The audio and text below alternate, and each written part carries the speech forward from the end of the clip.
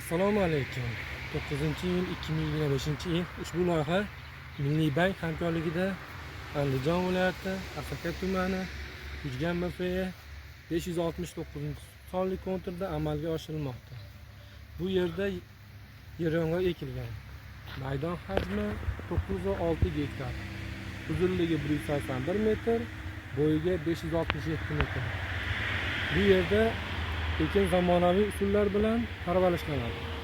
Hozirgi kunda gullash holatida. Yetishtirish jarayonida sug'orish, tabiiy va mineral o'g'itlar bilan oziqlantiriladi.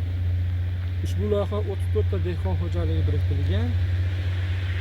Har bir dehqon uchun o'rtacha 30 sotix yer maydoni to'g'ri keladi.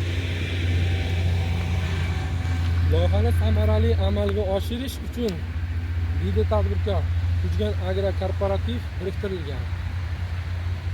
Ushbu loyiha bo'yicha har bir gektariga 2 tonna, jami 20 tonna hosil olish rejalashtirilgan.